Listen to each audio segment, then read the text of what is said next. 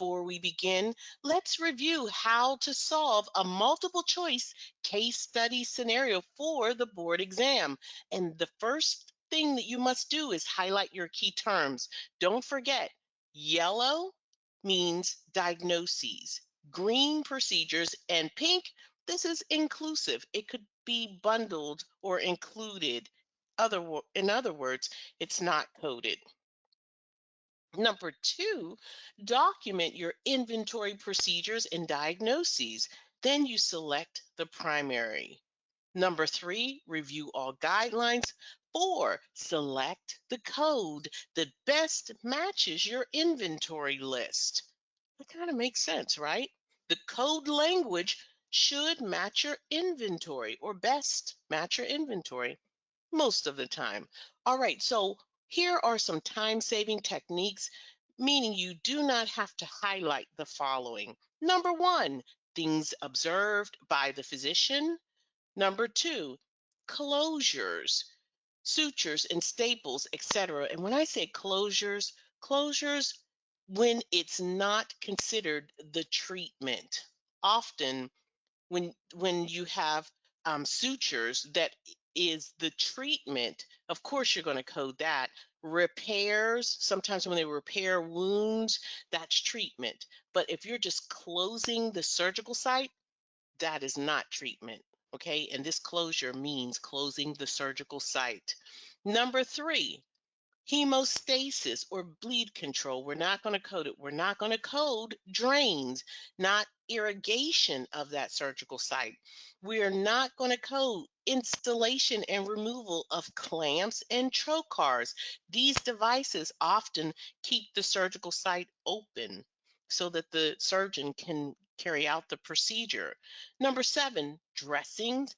And finally, surgical risks. When I say risk, these are the risks that the surgeon have outlined are the potential complications of the surgery. So of course, you're not going to code that because it's not a diagnosis. Thank you, Mrs. J. Once again, a great example of how churning is going to help us on exams and solving those scenario. And Miss Vivian, the floor is all yours for the reading of the scenario. Thanks, Mr. Sandeep. Okay, coders. So what are the CPT and ICD-10 CM codes reported? A, 61322, I60.11. B, 61312, I60.11. C, 6154, I60.11. Or D, 61323, I60.11. Operation performed. Right-sided decompressive hemicraniectomy with duroplasty. Complications, none. Anesthesia, general endotracheal. Estimated blood loss, approximately 400 milliliters. Indications. The patient is a 56-year-old male with significant past medical history who came in this evening with an ischemic infarction to his right middle cerebral artery territory, which converted to a subarachnoid hemorrhagic transformation. The significant shift was following commands on the right side and hemiplegia on the left side. After a thorough discussion with the family, we explained to them that this would be a life-saving procedure and we could not ensure that there would be any further neurological improvement from the state that he was in. They understood these risks and wanted to proceed ahead. Operation performed. After informed consent was obtained, the patient was taken to the operating room and induced under general endotracheal anesthesia without incident. TEE monitor was placed due to the patient's significant cardiac history. At this point, a roll was placed underneath the right shoulder and the head was placed in a horseshoe reversed question mark. This area was sterilely prepped and draped in usual fashion. A number 10 blade was used to make an incision sharply.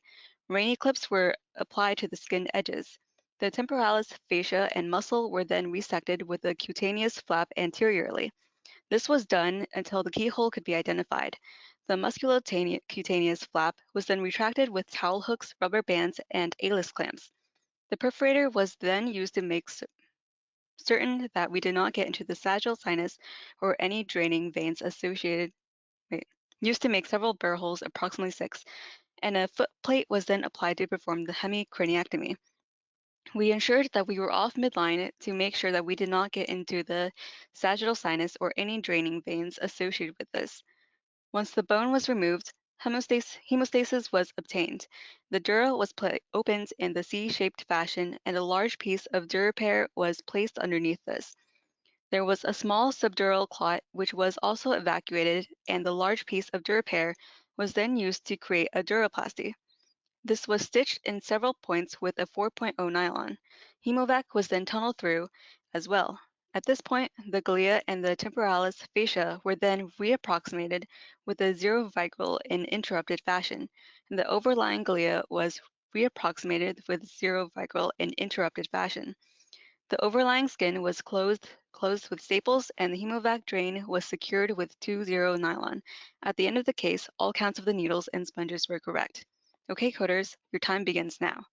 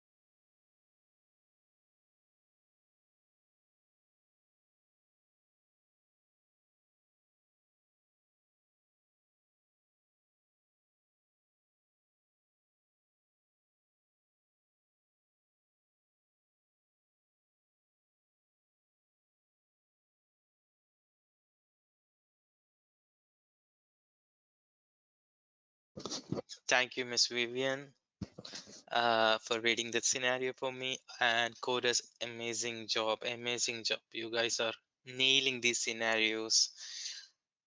A lot of correct answers in the chats. And let's move ahead and solve the scenario. The first step comes is highlighting the keywords.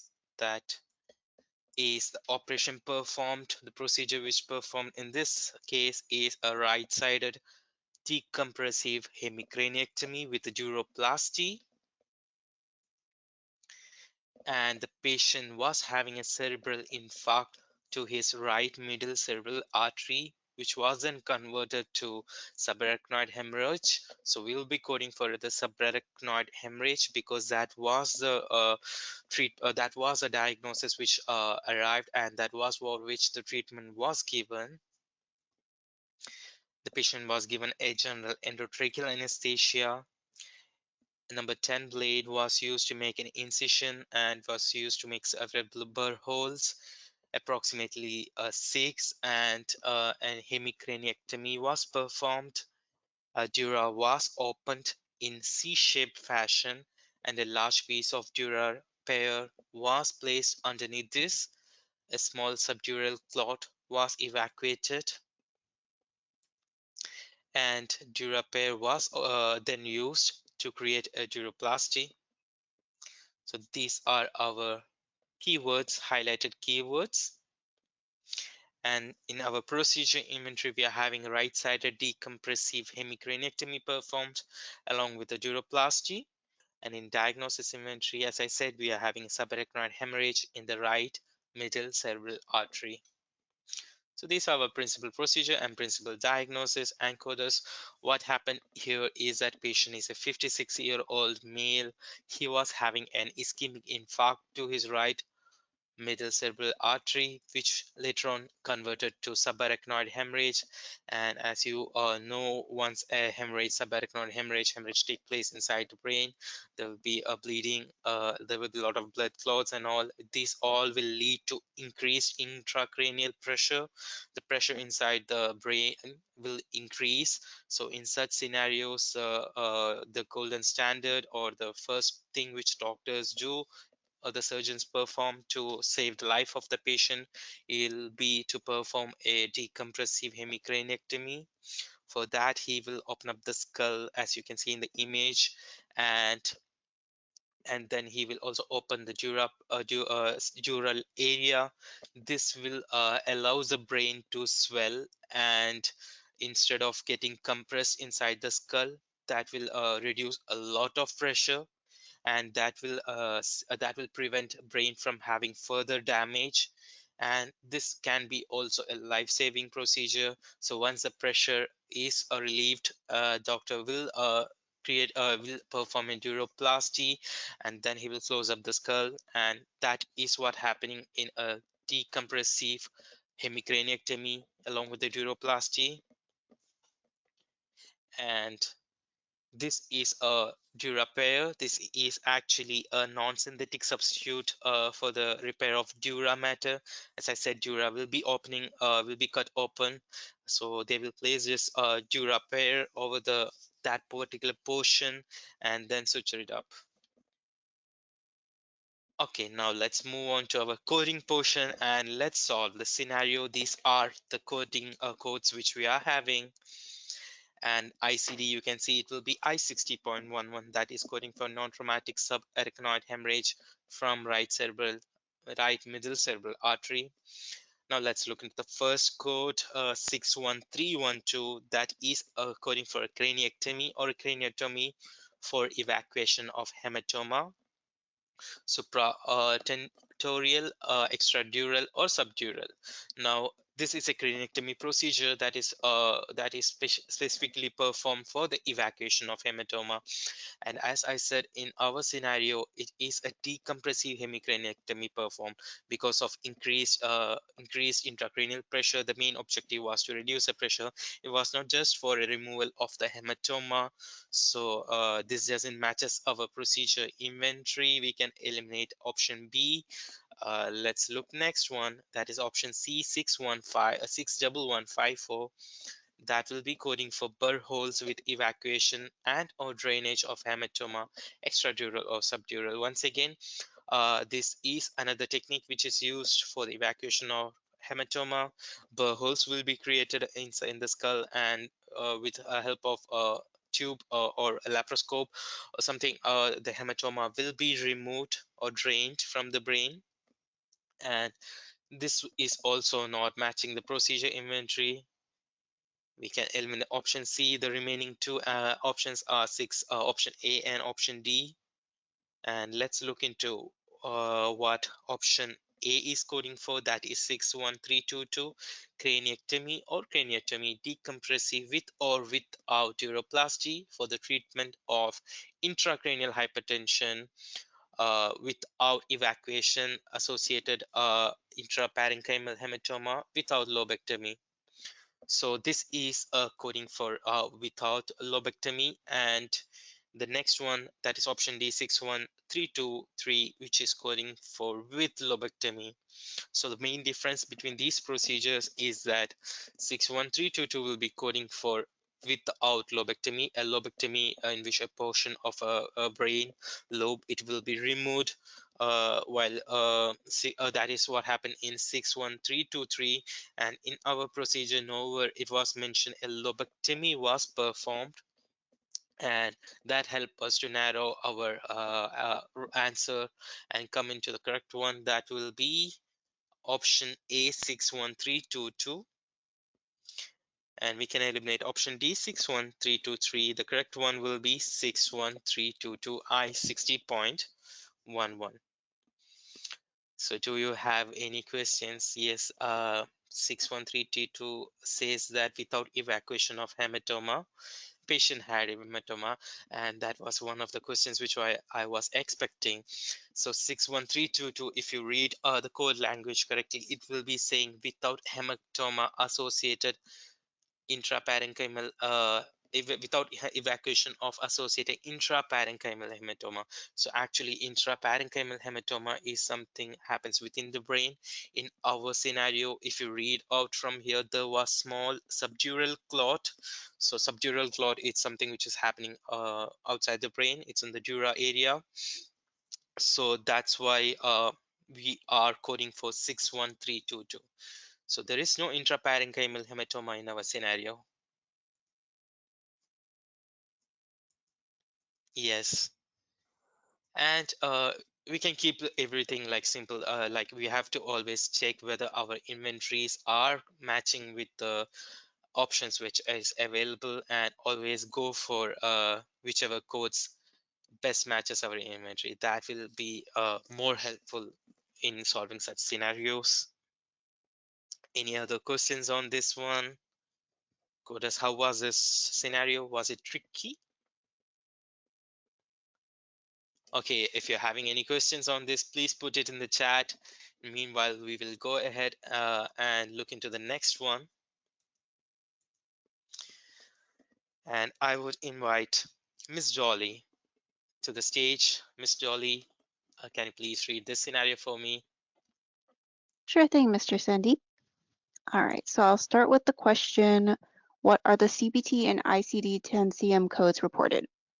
A 60210 E04.1, B 60220 E04.1, C 60212 E04.1, D 60240 E04.1. Case 1. Preoperative diagnosis, right thyroid follicular lesion. Postoperative diagnosis, right thyroid follicular lesion. Operative procedure, right thyroid lobectomy. Findings. A large thyroid mass in the inferior aspect of the right thyroid. The right recurrent laryngeal nerve was identified intact, and there were bilateral movements of vocal cords post-procedure. Description of operative procedure. The patient was identified and taken to the operating room. She was placed in a supine reverse Trendelenburg position on the operating table. Once adequate sedation was given, the patient was intubated. The neck was prepped and draped in a standard surgical fashion. Using a number 15 blade, a linear incision was made approximately 2 centimeters above the sternal notch. This incision was carried through subcutaneous tissues and through the platysma until the anterior jugular veins were identified. Superior and inferior flaps were then created using electrocautery. A midline incision was then made separating the strap muscles. Once the thyroid was encountered, the right thyroid lobe was dissected free from the surrounding tissues. Using the harmonic scalpel, the superior, medial, and inferior vessels were divided. Using the harmonic scalpel, the isthmus was then divided free from the right thyroid lobe. The recurrent laryngeal nerve on the right side was identified and not touched during the case. The right thyroid lobe was explored, revealing a single nodule. The right thyroid was then completely removed from the trachea and the surrounding tissues. It was marked and sent off the table as a specimen. The cavity was then irrigated with saline, and hemostasis was achieved using electrocautery. The fascia and the strap muscles were then approximated using 3-0 vicryl suture, and a drain was placed into the cavity, exiting the left aspect of the incision. The platysma was then reapproximated using 3-0 vicryl suture. The skin was then reapproximated using 4-0 monocryl suture and running subcuticular closure and covered with Dermabond. By the end of the procedure, the sponge, needle, and instrument counts were correct. The patient was covered with Dermabond. The patient was extubated, observing bilateral movement of the vocal cords. All right, coders, your time begins now.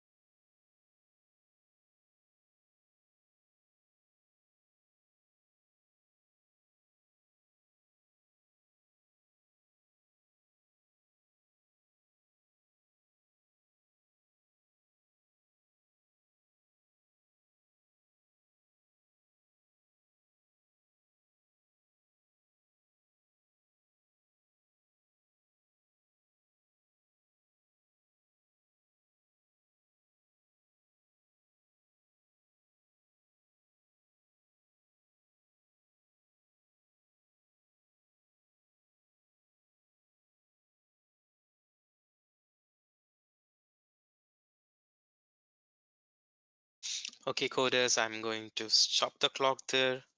Thank you, Miss Dolly, for reading that scenario for me.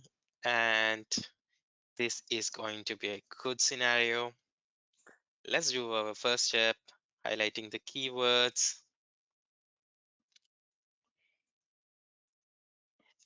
Once again, the preoperative and postoperative diagnosis both are same. It is right thyroid follicular lesion, and the procedure performed is right thyroid lobectomy. The patient was placed in a supine reverse position. Adequate sedation was given. Using number 15 blade, a linear incision was made until the anterior jugular vein was ever identified. Right thyroid lobe was dissected. The isthmus was then divided free from the right thyroid lobe, revealing a single nodule. And the thyroid was completely removed from the trachea and surrounding tissues. So these were our keywords. And let's have our procedure and diagnosis inventory. In procedure inventory, I'm having right thyroid lobectomy performed. In diagnosis inventory, I'm having a right thyroid follicular lesion, which was further revealed to be a nodule. And let me pull out our FTR from our MCG manual for thyroidectomy procedures. These are the code series ranging from 60210 to 60281. In thyroidectomy procedures, first thing we will check is that whether a total or partial thyroidectomy or a lobectomy is performed. If a total thyroidectomy is performed, it includes two complete lobe removal with or without sometimes isthmus, and in total thyroid lobectomy is a unilateral lobe removal, and partial lobectomy it's up to half lobe, and in subtotal it is almost total, and in contralateral it is opposite side. And these are our code options. Let's look into option D, 60240, which will be coding for thyroidectomy, total or complete. And once again, before solving this one, let me tell about human thyroid. Human thyroid actually consists of two lobes. As you see in the image, it can be, it represents like a bow tie. It has two lobes, one in stars and one in stripes, and it is connected together by an isthmus. So the thyroid has two lobes. Each lobe constitutes half of the thyroid and an isthmus.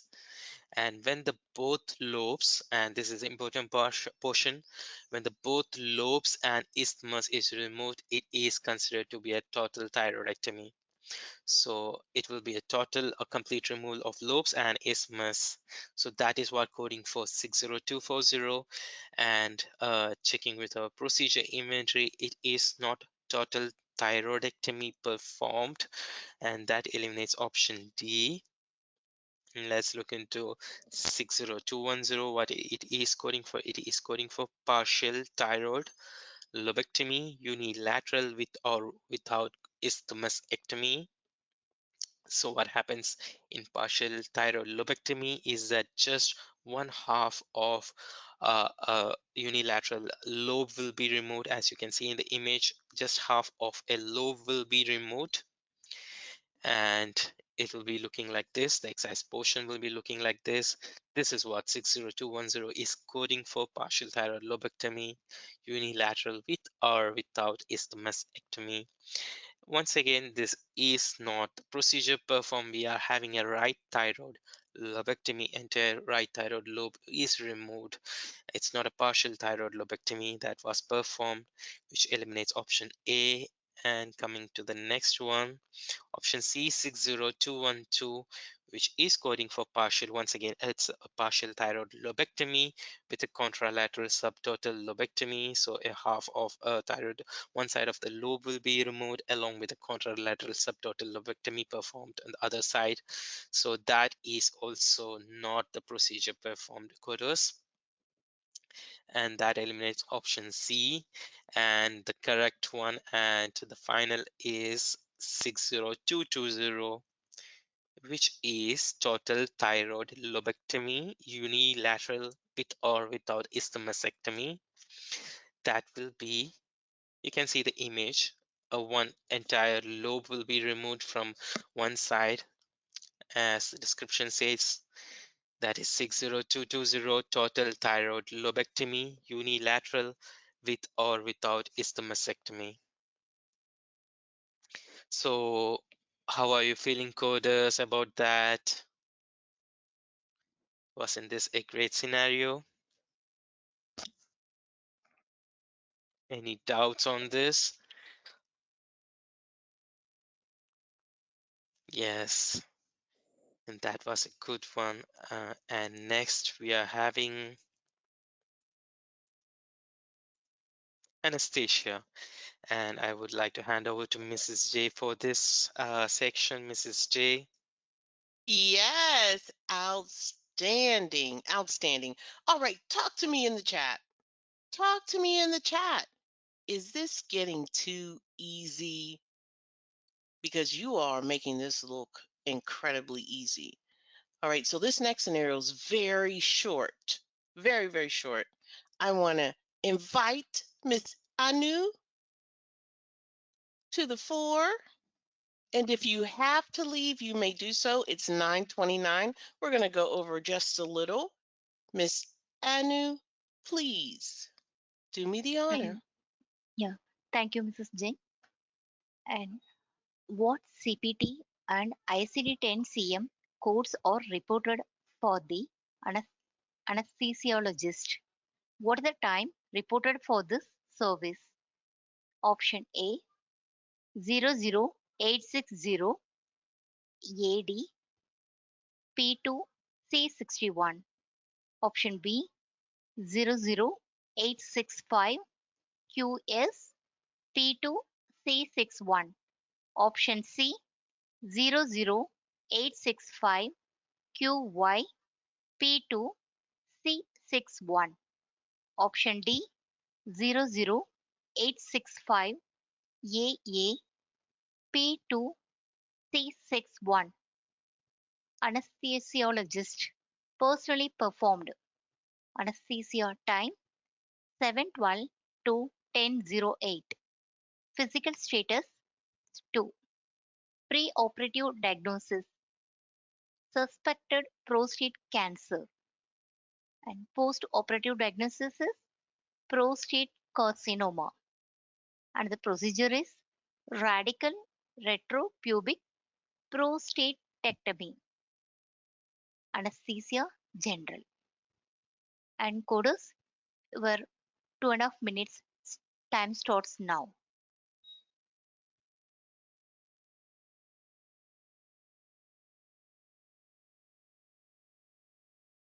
All right, so you might need the extra time for the time reported. So I'm going to give it to you. Thank you so much, Miss Anu.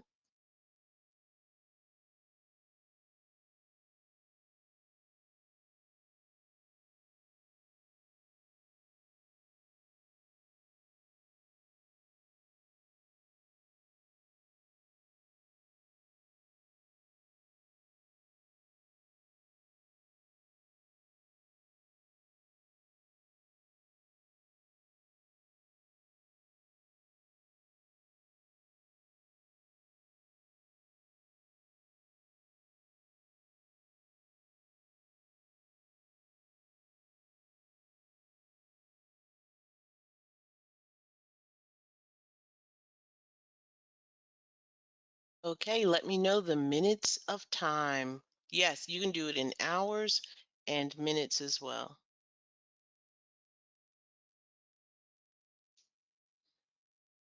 Good job, everyone. All right, let's get started. Don't forget, here is the rule. And one thing I want to tell you, when you are coding for surgical procedures, you have to follow the guidance for surgery. We've just moved on to anesthesia. Anesthesia is not surgery. No, but here's your guidance. It's almost the same. You're going to highlight your key terms. Your key terms are your procedure, your diagnoses, and the FTRs. Yes, you're going to review guidelines and select the code that best matches your inventory. Just thought I would tell you that we were kind of skipping the step because we're pressed for time. Now, what are the FTRs? The FTRs are found in your MCG manual and for anesthesia, and we reviewed them in class last Saturday. Number one, is this a surgical procedure? Number two, what is the time? What is the provider type, the physical status, any qualifying circumstance?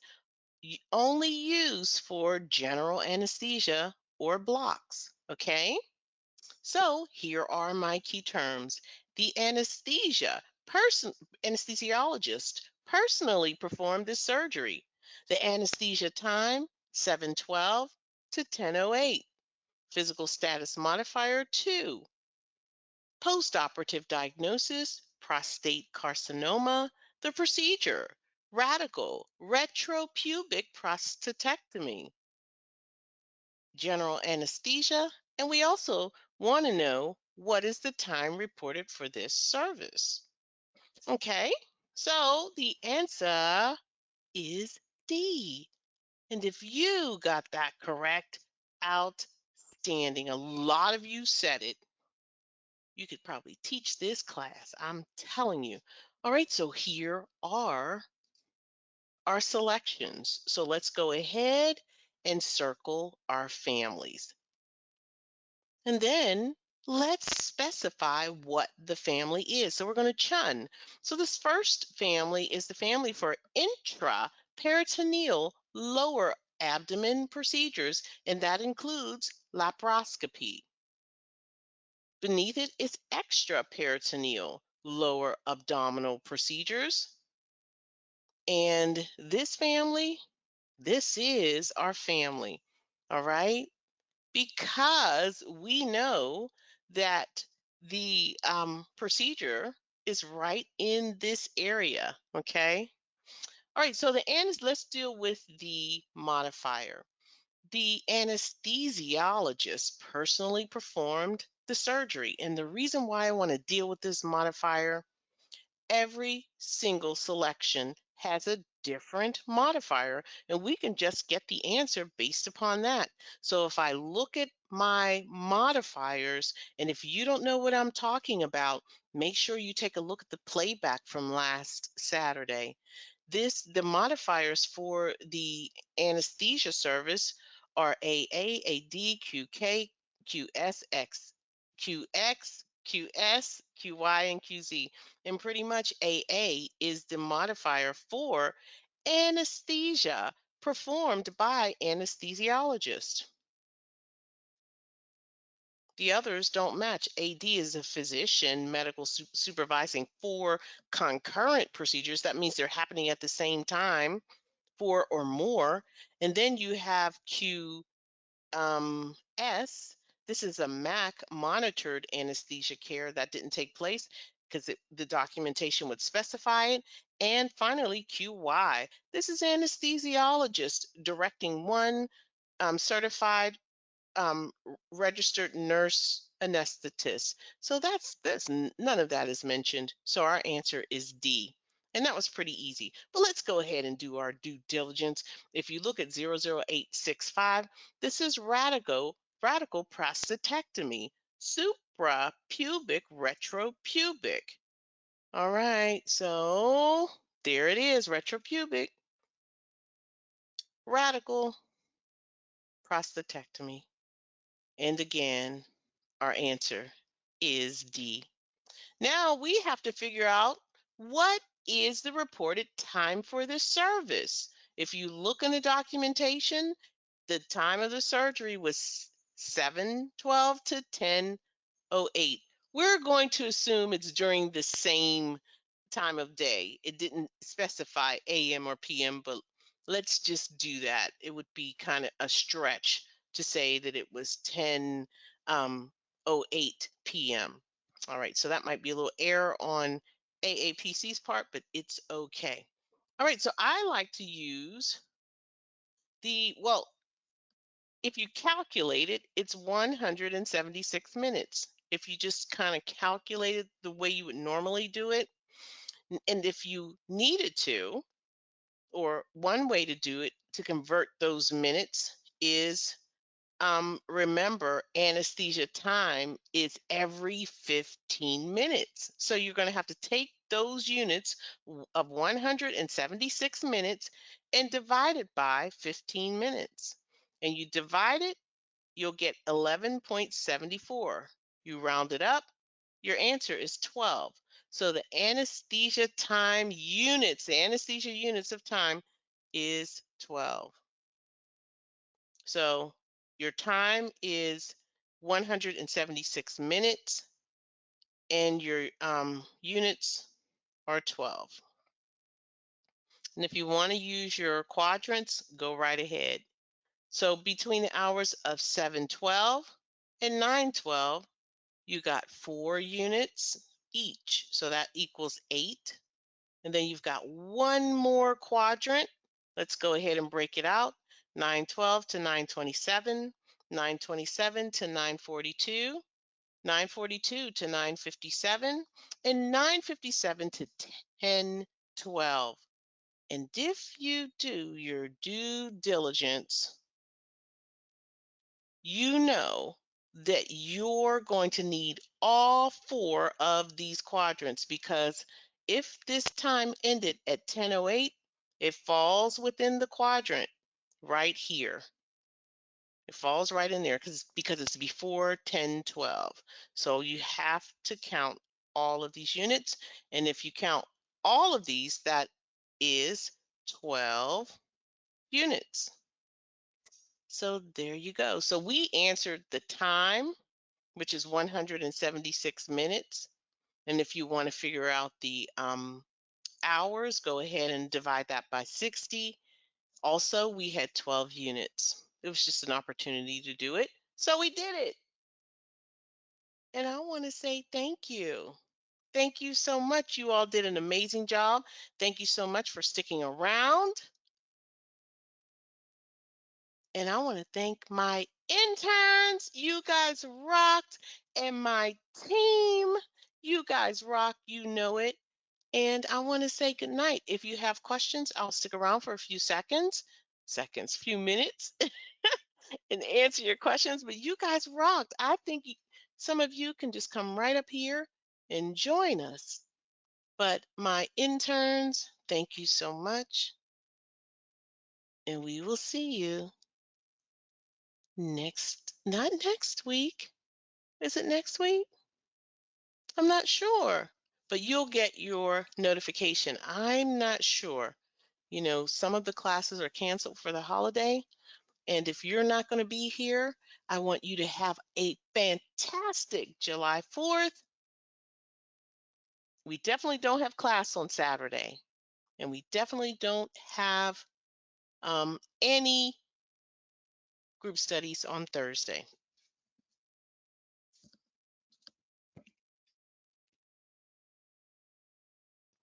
So, my team, would you like to say goodnight? Miss Eva? Sure thing, Miss J. Good night, coders. You guys did amazing tonight. It was a fun class with a lot of exciting scenarios. So enjoy the long weekend, the long week ahead, and see you guys. Be ready for next week.